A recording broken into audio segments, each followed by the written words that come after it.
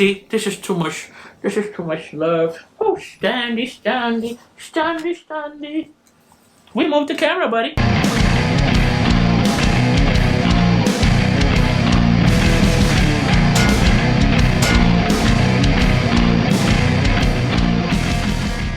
What is up, guys? Welcome to Hero Bass, the place where we talk about bass gear, music, related topics. My name is Norbert. This beautiful Huskamo right here is my great buddy, Charlie. Hope you're all doing great. Today's video is a little bit different from all the rest that we have here. Today I'm going to give you a few tips, a few hacks, if you will, for bass players and pretty much for any other musician out there that wants to join it. This is the first time you have checked us out. If you want to take your bass playing to the next level, this is the place to be at. We do gear reviews, how-tos, we do bass lessons, we do interviews, we do a bunch of other things. A little hacks here and there that will help you out become a better bass player, a better musician overall. Hit that subscribe button, check some of our other content. Here we go with today's video. First of all, bass hack number one. Always have a screwdriver with you. This one is from Music Nomad. Not endorsed by them or anything.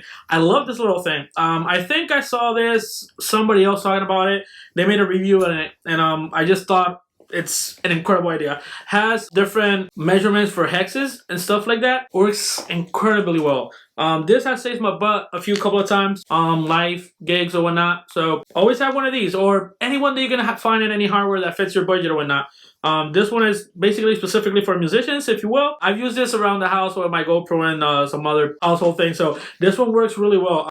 Second bass hack: if you have an active bass, have extra batteries.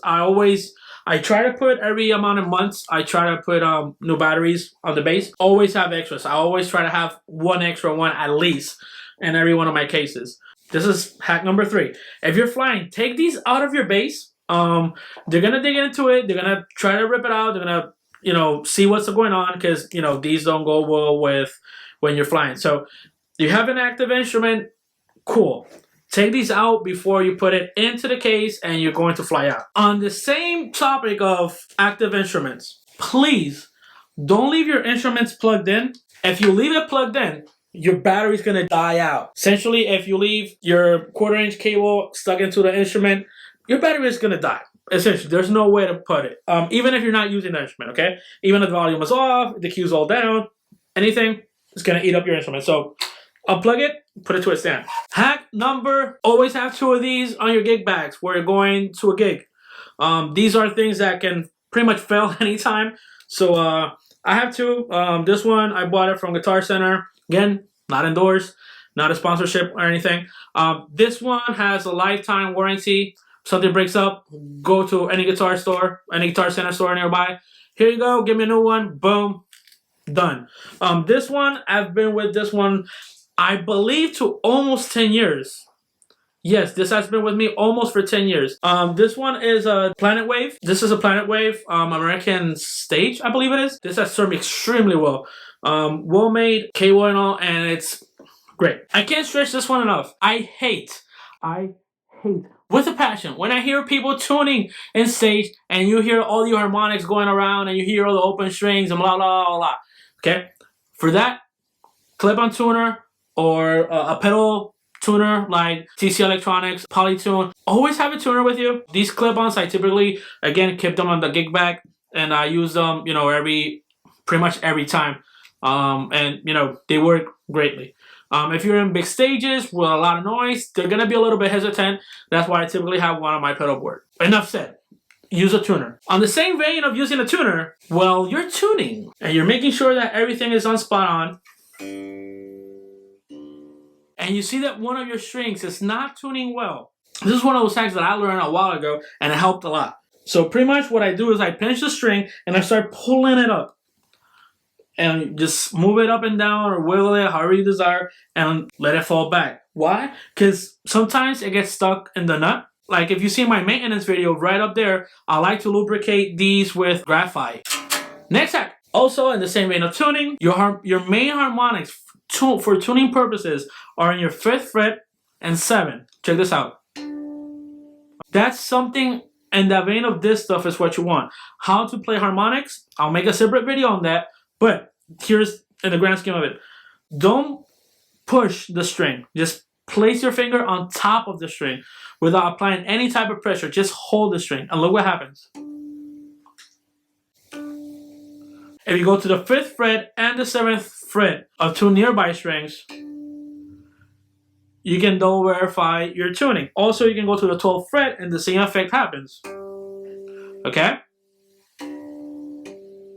There's a bunch of different harmonics. We're going to talk about that in another video, but that's another great way to tune. But please, use that when you're at home. Don't do it on live stages, please. Next hack. Something that I learned from an early age in my musical career was to practice with an amp, also practice without it. Without it, you're going to hear a little bit of, I feel like you'll hear a little bit more of the imperfections while you play. So if you're hitting the strings really hard, you're going to hear all that buzzing. So you can correct your playing, if you will. If you're playing with an amp, you're not going to hear that. You're just going to hear the rumbleness and going to hear a bunch of other stuff that typically don't associate, we can't associate it until we like narrow down the sound, okay? Also, I feel, this is me personally, I feel sometimes that you can hear more the wood of the instrument. And that, again, that's another topic for another video. But I like to listen.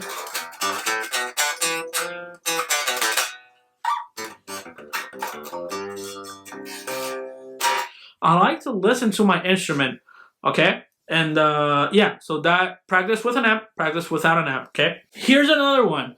When you have multiple instruments, people typically carry a bunch of straps with them, okay? In my case, I try to have a strap for each of my instruments, so that way when I grab it and I go to the gig, whatnot, that bass already has a strap. I don't have to worry about that.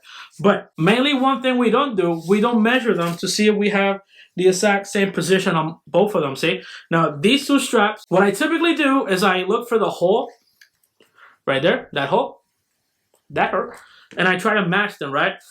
And I stretch them as far as I can. And you see, two of the holes from the bottom, they also match, okay? And these two as well, okay? This one moved a little bit, but see?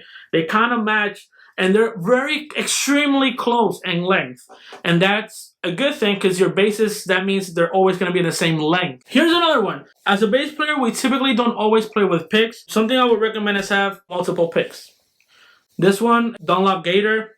This one is a Dunlop USA. This one is a very generic, whatever I find around there. But I typically have a bunch of picks that I like to use either for, sometimes, believe it or not, sometimes I play acoustic guitar. Bunch of different picks, have multiple choices around. Another great thing to have practice-wise, a foot stamp. Trying to play most of the time on my left leg. It's classical style and it helps me a lot with chords. Helps me a little bit, it helps me even more so with tapping stuff. Let's talk pedals. So here I have two pedals, two bass pedals. The Bass Clone by Electro Harmonix and the Bass Overdrive by MXR. Love these dudes. But one thing that I learned early on was that I would find a sound. Let's say that's the sound for my overdrive that I like. And this is the sound for my chorus that I like, right? Let's say those are the sounds I like. Typically, I would put them on my bag, on my pedal board or whatnot, and somehow they would be moved around. And I'll be like, oh my God, I gotta find that sound again. So what I started doing was taking pictures of them.